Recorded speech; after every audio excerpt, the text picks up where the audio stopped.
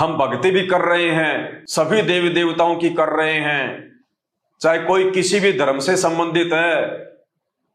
जैसी उनको साधनाएं धर्म गुरुओं के द्वारा, मुल्ला मौलवियों के द्वारा बताई गई हैं, बेचारे सब कर रहे हैं। उसके बावजूद भी सबके घर में अमंगल, कोई सिक्योरिटी नहीं है, कोई भी सिक्योर नहीं है। न जाने कब उसकी आंखों के आगे उसका बेटा मर जाए, उसकी बेटी मर जाए, न जाने कब उनका एक्सीडेंट हो जाए, कब खुद का एक्सीडेंट हो जाए, कब और कौन सी बीमारी आके पूरे परिवार को अपनी चपेट में ले ले। कोई भी सिक्योर नहीं है, कोई गारंटी नहीं दे सकता। ना ये आपके धर्मगुरु गारंटी दे सकते, ना ये शंकराचार्य गारंटी दे सकते, ना मुसलमान धर्म के मुल्ला मौलवी और काजी आपको गारंटी दे सकते कि जो भक्ति हम आपको देंगे, जो मंत्र हम आपको दे रहे हैं, राधे राधे श्याम मिला दे, हरे रामा हरे कृष्णा, ओम राम भद्राय नमः, ओम रामचंद्राय नमः, जितने भी मनमुखी मंत्र इन्होंने अपने बना रखे हैं, जिनका हमारे शास्त्रों में, गीता जी में, वेदों में कहीं कोई उल्लेख नहीं है, नामो निशान नहीं है, ये आपको गारंटी नहीं दे सकते कि हमारे से उपदेश लेने के बाद में आपके घर में कभी कोई अमंगल नहीं होगा।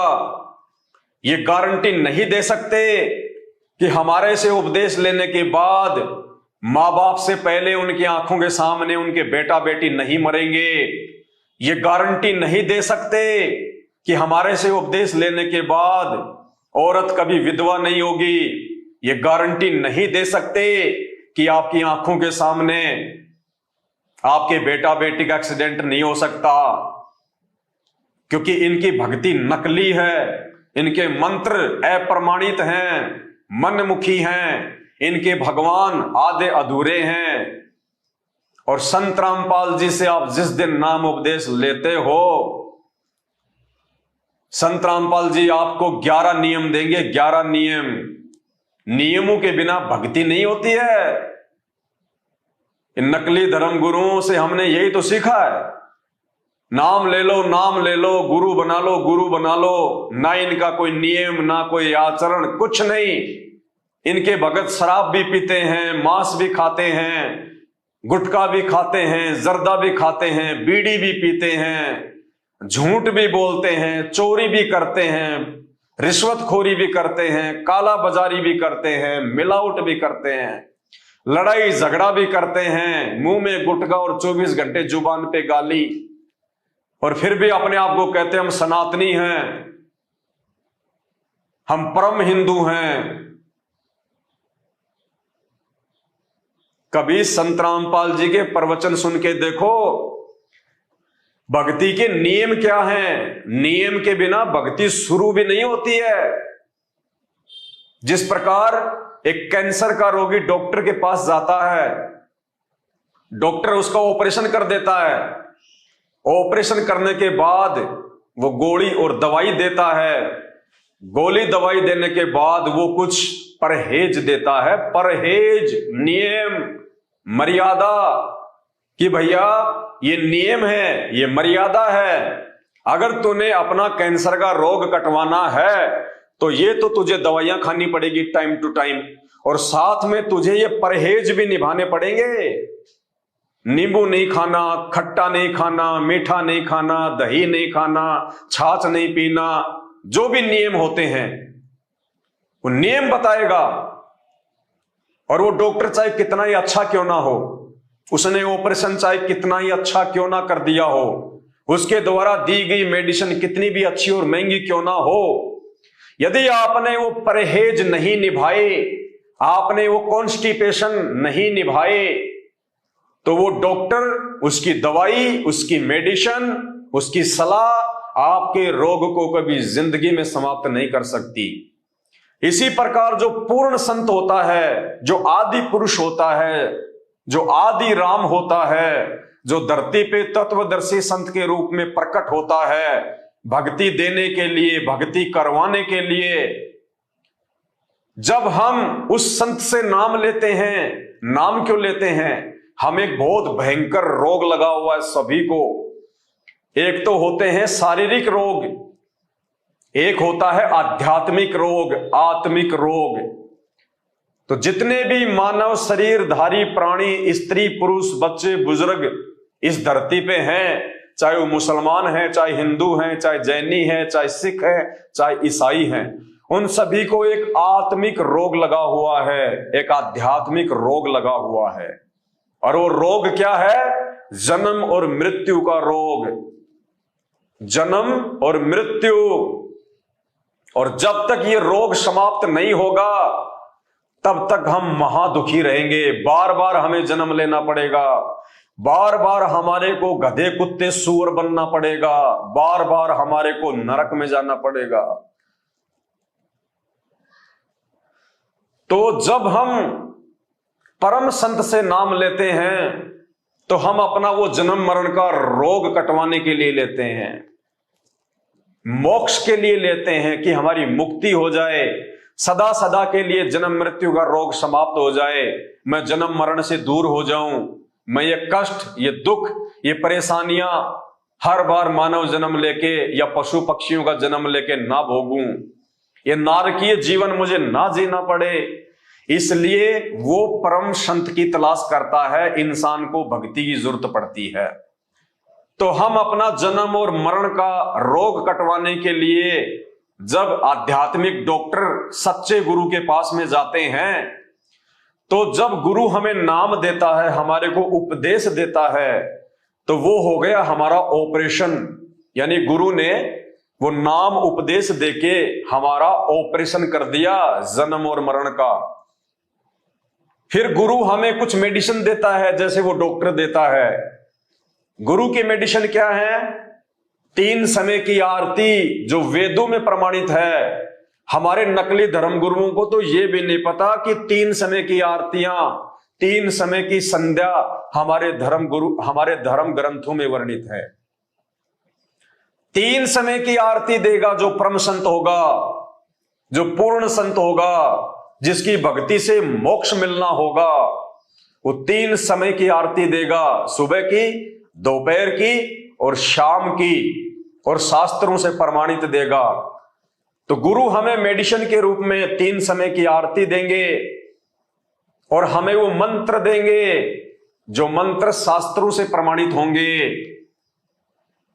सबसे पहले वो गुरु हमें नीचे के जो देवी देवता हैं, जो हमारे शरीर के कमलों में निवास करते हैं, ये सभी जानते हैं जो लोग थोड़ा बहुत आध्यात्मिक ज्ञान रखते हैं, चाहे हिंदू हो चाहे मुसलमान हो।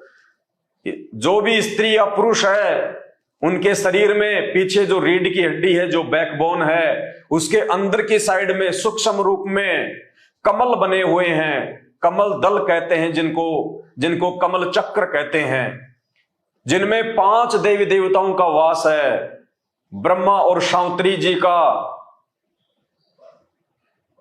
उसके बाद में गणेश जी का, उसके बाद में लक्ष्मी और श्री विष्णु जी का, उसके बाद में शंकर और पार्वती जी का, और उसके बाद में दुर्गा जी का। इन 5 शक्तियों का वास हर स्त्री पुरुष के शरीर में बने हुए कमल चक्रों में होता है, जो हमारी बॉडी को नियंत्रित करते हैं, जो हमारे जीवन के संचालन करता है, वो चाहे हिंदू हो चाहे मुसलमान हो। तो गुरु हमें इनके मंत्र देगा। तो संत रामपाल जी हमें सबसे पहले जो मंत्र देंगे, जो मंत्र देते हैं, वो इनके वास्तविक मंत्र देंगे। ब्रह्मा और शांतरी जी का मंत्र देंगे, जो मंत्र शास्त्र प्रमाणित है, जिस मंत्र के जाप करने से ब्रह्मा और शांतरी जितना हमें लाभ दे सकते हैं, जितनी उनकी क्षमता है आध्यात्मिक स्तर में, वो तुरंत लाभ देना शुरू कर देंगे, तुरंत।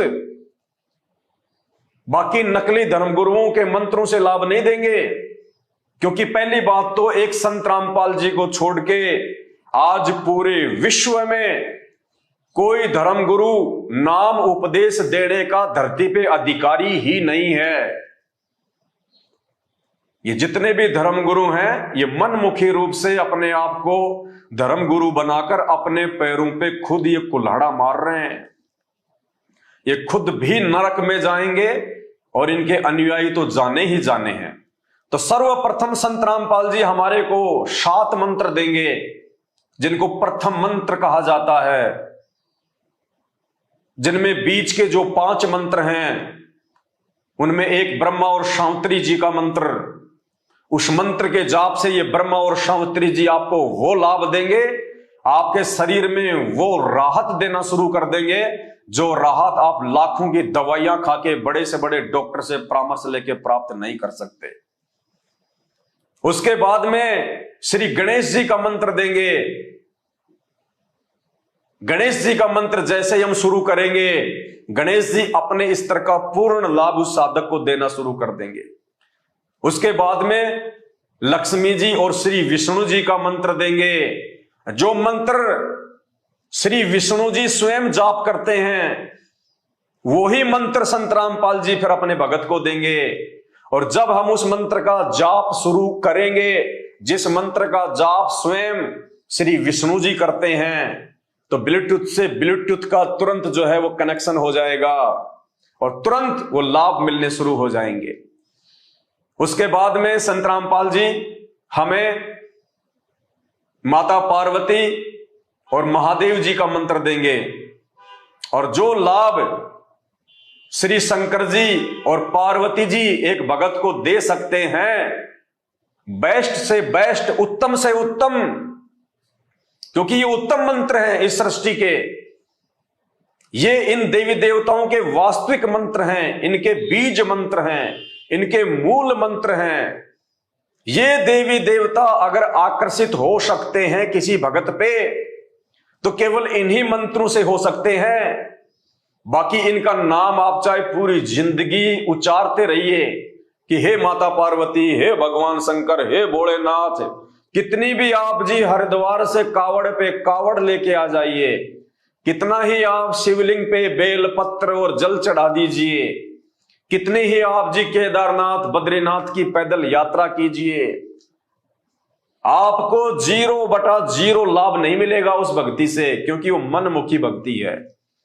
इस प्रकार की मनमुखी भक्ति से और साधना से, नंगे पैर होके भरमने से, भटकने से ये शंकर और पार्वती भी प्रसन्न नहीं होते हैं। और यही कारण है केदारनाथ में कैसी कैसी त्रासदियां हुई हैं। 20-20 हजार लोग उस पर्वत के ढह जाने से वहां पे मरे हैं अकाल मौत। क्या भगवान शंकर बेहोश थे उस समय?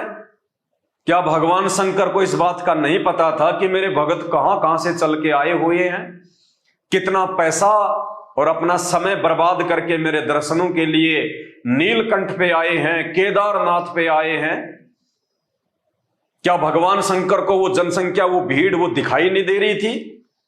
क्या भगवान शंकर को इतना भी नहीं पता था कि कुछ ही समय बाद में ये पर्वत टूट के नीचे गिरने वाला है और मेरे 20,000 से ज्यादा भगत इस पानी में बह के, पर्वत के नीचे दब के अकाल मौत मरने वाले हैं? उन्होंने किसी को नहीं चेताया, किसी के अंदर कोई भी जो है वो प्रेरणा नहीं करी, क्योंकि भगवान शंकर और पार्वती भी इस पाखंड पूजा से प्रसन्न नहीं है। अरे दुनिया का ऐसा कौन सा मां बाप है जो ये चाहेगा कि मेरा बच्चा 500 किलोमीटर से पैदल चल के मुझे प्रसन्न करे? कौन मां बाप है जो अपने बच्चों के पैरों में छाले देखना पसंद करेगा? हमारा बच्चा 2 मिनट के लिए अगर धूप में चला जाए, हम तुरंत उसको उठा के छाया में ले आते हैं कि कहीं मेरे बच्चे के पैर ना जल जाएं। तो भगवान शंकर और पार्वती तो दयालुता में आम माता पिता से भी कहीं ज्यादा हैं।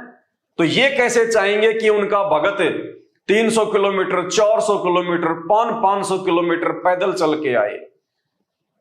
और कितने लोग हैं जो रोड पे चलते चलते कावड़ यात्रा में पीछे से उनको ट्रक कुचल देते हैं? कितने लोग हैं जो मर जाते हैं? क्या भगवान शंकर को दिखाई नहीं दे रहा? सब दिखाई दे रहा है। जहां तक के ये भगवान है वहां तक इनको पता है, लेकिन इस पाखंड पूजा से, इस ढोंग से, इस मनमाने आचरण से जो ना कभी भगवान शंकर ने कभी किए और ना भगवान शंकर ने कभी अपने किसी भगत को ये करने के आदेश दिए। ये आदेश हमारे ऊपर इन धर्म शास्त्रों से अनजान और अपरिचित हमारे नादान धर्म गुरुओं के द्वारा मनमुखी रूप से आप और हमारे ऊपर थोप दिए गए, लाद दिए गए, और हम लोगों ने उनको स्वीकार कर लिया क्योंकि हम अपने इन धर्म ग्रंथों से अपरिचित, ना हमारे बाप दादाओं ने कभी ये धर्म ग्रंथ खोल के देखे और ना आज पढ़े लिखे होने के बावजूद भी हम इनको खोल के देख रहे। तो क्या होगा हमारे साथ में? यही होगा जो हो रहा है। इन धर्म गुरुओं का धंधा चल रहा है और आम व्यक्ति की दुर्गति हो रही है। तो शंकर और पार्वती का मंत्र संत रामपाल जी देते हैं।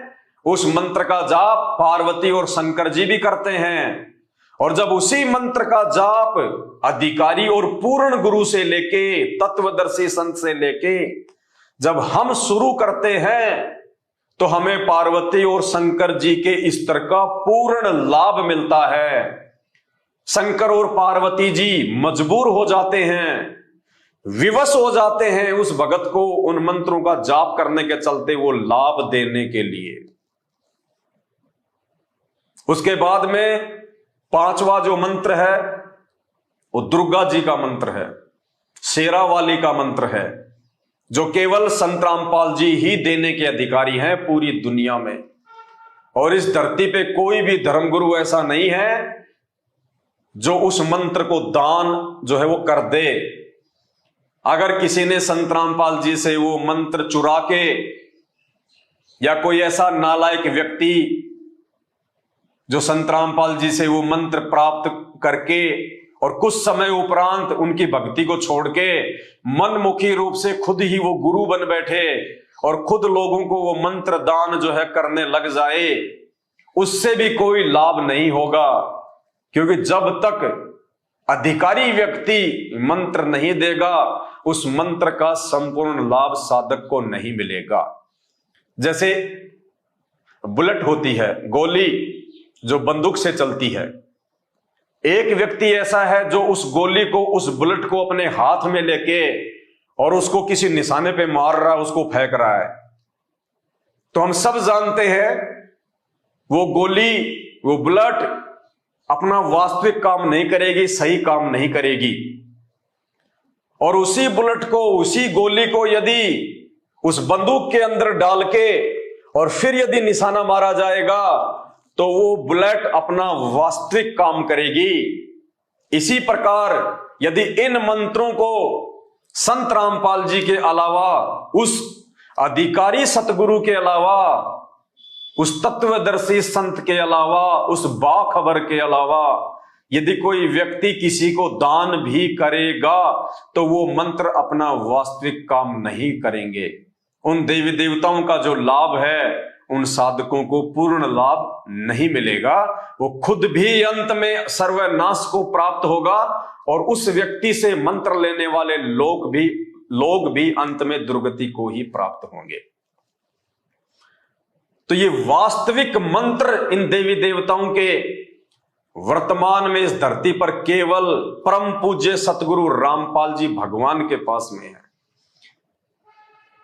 तो ऐसे महान सतगुरु के मुख कमल से जब आप उनके सत्संग सुनोगे, जब आप उनकी वाणियां सुनोगे, जब आप उनके प्रवचन सुनोगे, निष्पक्ष होकर धैर्य के साथ में, उसके बाद में आप देखना आपको कैंसर क्या, चाहे कैंसर का बाप क्यों ना हो, चुटकियों में उसका प्रभाव खत्म होता चला जाएगा। चुटकियों में हाथ कंगन को आरसी क्या, पढ़े लिखे को फारसी क्या, आजमा के देख लेना। उनसे नाम दीक्षा लेने का कोई पैसा नहीं लगता है। उनसे नाम दीक्षा लेने के लिए आपने अगरबत्ती का पैकेट और नारियल हाथ में लेके नहीं जाना कहीं पे। ये पाखंड है। ये अगरबत्ती, ये नारियल, ये फूल, ये माला, ये धूप बत्ती, ये सब पाखंड है। गीता जी में और वेदों में इनके लिए कोई जगह नहीं है। ये केवल मनमुखी रूप से इन नकली धर्म गुरुओं के द्वारा, चाहे वो किसी भी धर्म के क्यों ना हो, भोले भगत समाज के ऊपर लाद दिया गया मनमाना आचरण है। और यही कारण है आज हिंदू समाज कोई न कोई भक्ति हर परिवार जरूर करता है, उसके बावजूद भी उनके घर में, उनके शरीर में कोई सुख नहीं। और यदि किसी को थोड़ा बहुत कोई शारीरिक सुख है, कोई आर्थिक सुख है, कि किसी का व्यापार या काम धंधा ठीक ठाक चल रहा है, तो मेरे भाइयों ये समझने की भूल बिल्कुल भी ना करना कि वो लाभ, वो काम धंधे में बरकत, वो शरीर में राहत हमें उन नकली धर्म गुरुओं की शरण में जाने से या इन डमी गॉड ब्रह्मा विष्णु महेश दुर्गा, ये काल जिसको शैतान भी कहते हैं, और इनसे नीचे 33 करोड़ देवी देवता और इंद्र, इनकी भक्ति करने से मिल रहा होगा। नहीं,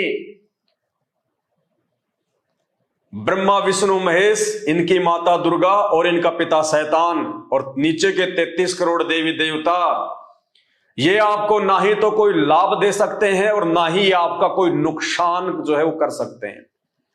ये आपको ना लाभ दे सकते, ना आपका ये कोई नुकसान कर सकते।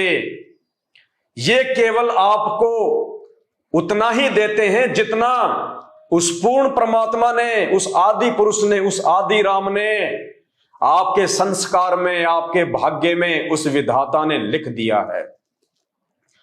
उससे ना ही तो ये कम कर सकते, ना ही ये उससे कुछ ज्यादा दे सकते। ये तो एज ए मैनेजर की तरह काम करते हैं उस आदि पुरुष के नीचे, उस कबीर परमात्मा के नीचे। शैतान से लेके दुर्गा, ब्रह्मा विष्णु महेश और 33 करोड़ देवी देवता, ये केवल एक मैनेजर के रूप में काम करते हैं। आप और हम लेबर हैं, जितने भी स्त्री पुरुष हैं, मानव शरीरधारी जो प्राणी हैं, वो हम एक मजदूर हैं, लेबर हैं।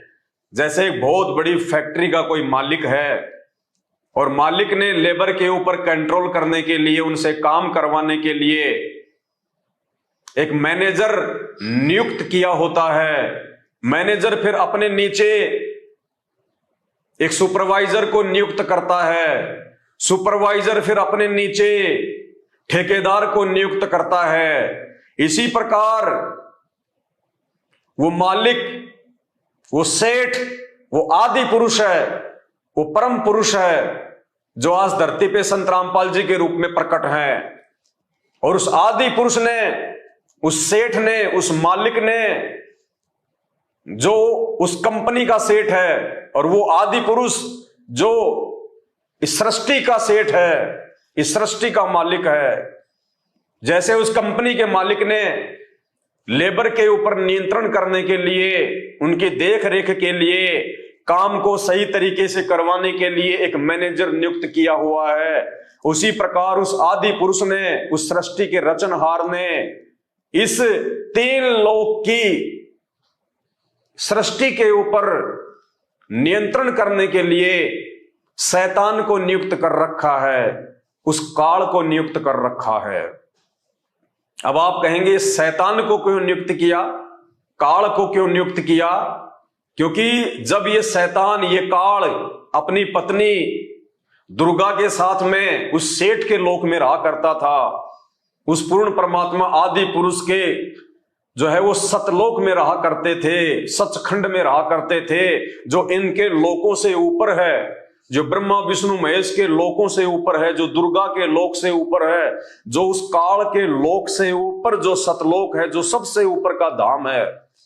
जब ये दुर्गा और काल वहां पे रहा करते थे, तो इन्होंने उस बाप के साथ में, उस सेठ के साथ में, उस आदि पुरुष, उस कबीर परमात्मा के साथ में एक बहुत बड़ा धोखा किया था।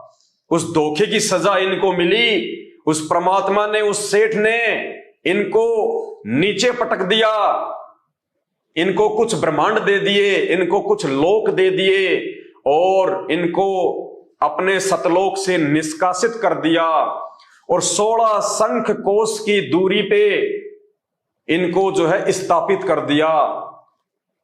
सतलोक से इस काल ब्रह्म के लोक की दूरी 16 शंख कोश की दूरी है।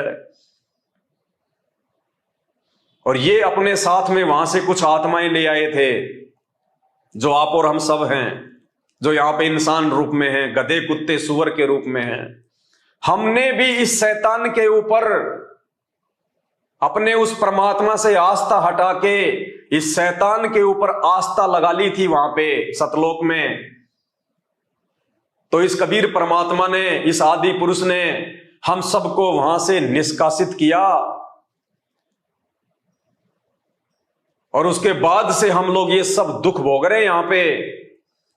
तो उस आदि पुरुष ने दुर्गा और काल को मैनेजर के रूप में ये 21 ब्रह्मांड की जो सृष्टि है, इसको नियंत्रित करने के लिए, इसका संचालन करने के लिए एज ए मैनेजर नियुक्त कर रखा है।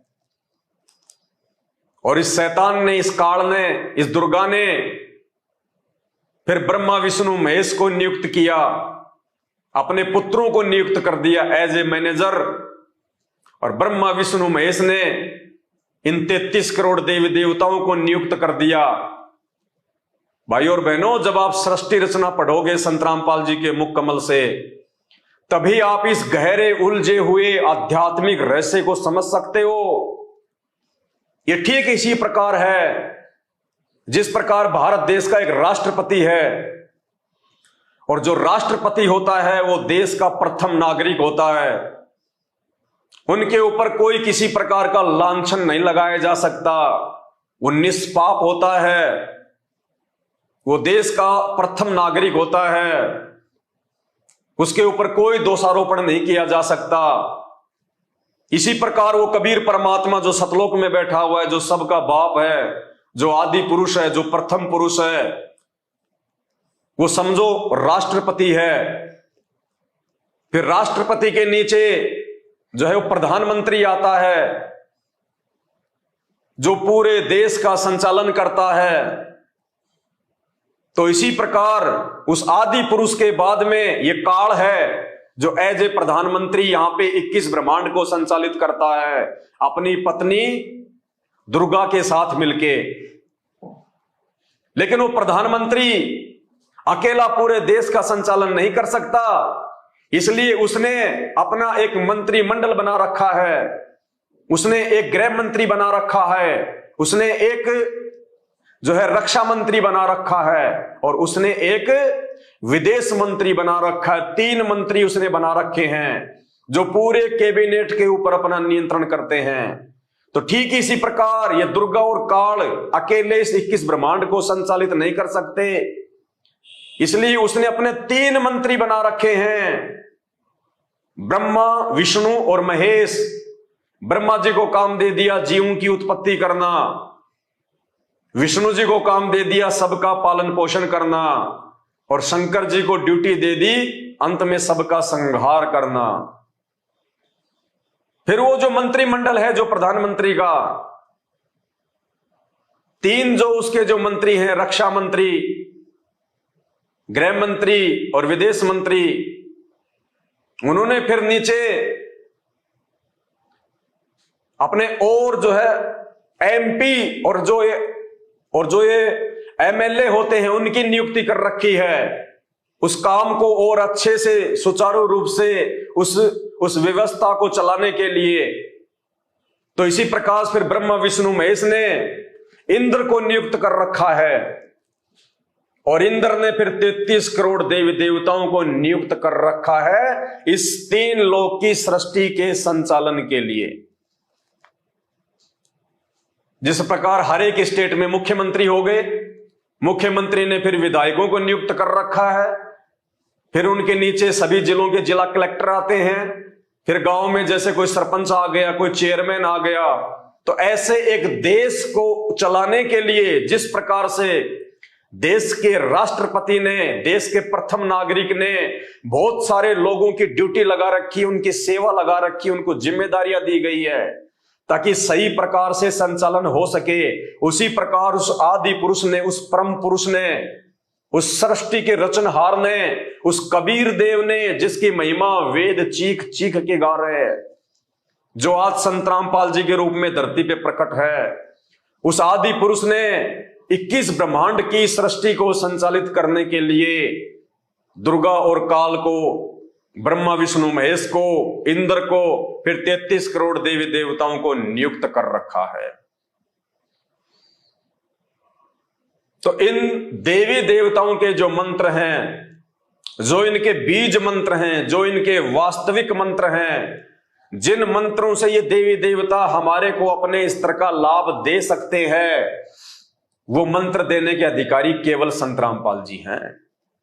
इसके अलावा ये देवी देवता, चाहे 33 करोड़ देवी देवता हो, चाहे ब्रह्मा विष्णु महेश हो, चाहे दुर्गा हो, चाहे उसका पति शैतान हो, ये हमारे प्रारब्ध में, हमारे भाग्य में लिखे हुए कर्म और कुकर्मों में कोई परिवर्तन नहीं कर सकते, कोई चेंज नहीं कर सकते। हमारा जो प्रारब्ध हमारे कर्मों के अनुसार, हमारी करनी के अनुसार जो उस पूर्ण परमात्मा आदि पुरुष ने, आदि राम ने लिख दिए, ये केवल हमारे को उनका भोग दे सकते हैं। जैसे वो मैनेजर उस फैक्ट्री के मालिक के द्वारा जो तनख्वाह मजदूरों की बना के दे दी जाती है, जो सुविधा उन मजदूरों के लिए निर्धारित जो है वो कर दी जाती है, वो मैनेजर, वो सुपरवाइजर उससे ज्यादा सुविधा उनको नहीं दे सकता, अपनी तरफ से नहीं दे सकता, और ना ही उनकी तनख्वाह में किसी प्रकार की वो कटौती जो है वो कर सकता है, क्योंकि उस मालिक ने तनख्वाह बना के दे दी, साइन करके दे दिए।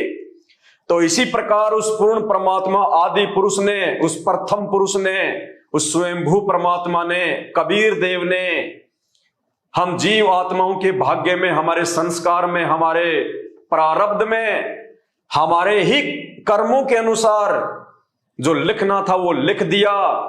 अब ये ब्रह्मा विष्णु महेश, दुर्गा, काल, 33 करोड़ देवी देवता, भैरव, भूत, प्रेत, कुछ भी हो, ये कोई चेंजमेंट नहीं कर सकते। आप चाहे इनकी भक्ति कीजिए या ना कीजिए, आप इनको पूजिए चाहे ना पूजिए, आप इन नकली धर्मगुरुओं के शरण में जाइए चाहे ना जाइए, आपके भाग्य में यदि सुख है तो आपको सुख ही मिलेगा, और आपके भाग्य में यदि दुख है, परेशानी है, संकट है, बीमारी है, एक्सीडेंट है, अकाल मृत्यु है, तो वो आपको मिलेगी।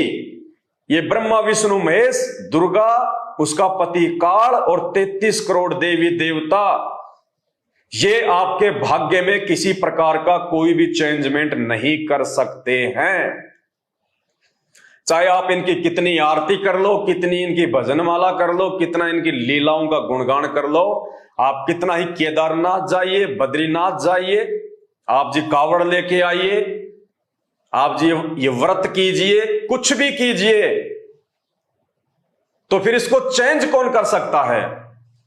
अगर मेरे भाग्य में मृत्यु है, अकाल मृत्यु है, एक्सीडेंट से मृत्यु होना लिखा है, मेरे परिवार पे कोई आपत्ति आनी है, मैं किसी भयंकर महामारी की चपेट में आने वाला हूं, तो इन सभी को कौन चेंज कर सकता है? मेरे भाग्य में लिखे हुए, मेरे प्रारब्ध में लिखे हुए उन दुखों को, उन कष्टों को कौन चेंज कर सकता है?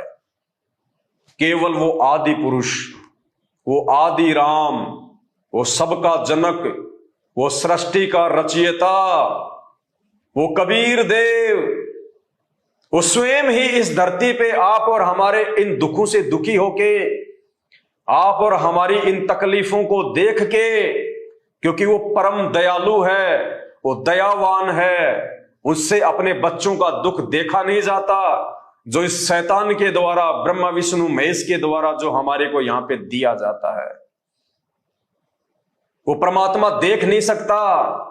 इसलिए वो स्वयंभू परमात्मा, वो आदि राम, वो आदि पुरुष, वो कबीर देव, गीता जी के अनुसार अध्याय नंबर 15 श्लोक नंबर 104 के अनुसार कि अर्जुन, अगर तुझे पूर्ण मोक्ष की प्राप्ति चाहिए, अगर तुझे परम सुख की प्राप्ति चाहिए, तो तू किसी तत्वदर्शी संत की खोज कर, जाके उनको दंडवत प्रणाम कर, उनको प्रसन्न कर और उनके बताए अनुसार साधना कर, फिर तेरा वो प्रारब्ध का कर्म, तेरा वो संकट, तेरा वो संस्कार वो तत्वदर्शी संत ही काट सकता है। यानी श्री कृष्ण जी ने भी अर्जुन के सामने ये बात कहते हुए अपने हाथ खड़े कर लिए, वरना श्री कृष्ण जी को यह कहने की आवश्यकता नहीं थी कि वो तत्वदर्शी संत ही तुझे परम सुख और परम शांति और जन्म मरण से मुक्ति दे सकता है। अगर श्री कृष्ण यानी विष्णु जी के भाग्य में, श्री विष्णु जी के हाथ में अगर ये बात होती तो वो किसी अन्य तत्वदर्शी संत की तरफ ये संकेत नहीं करता कि उसकी शरण में जाने से तेरा जन्म मृत्यु का रोग कटेगा। तो आज वो तत्वदर्शी संत स्वयं, वो आदि पुरुष, वो परम पुरुष, वो आदि राम, वो कबीर देव स्वयं ही संत रामपाल जी के रूप में धरती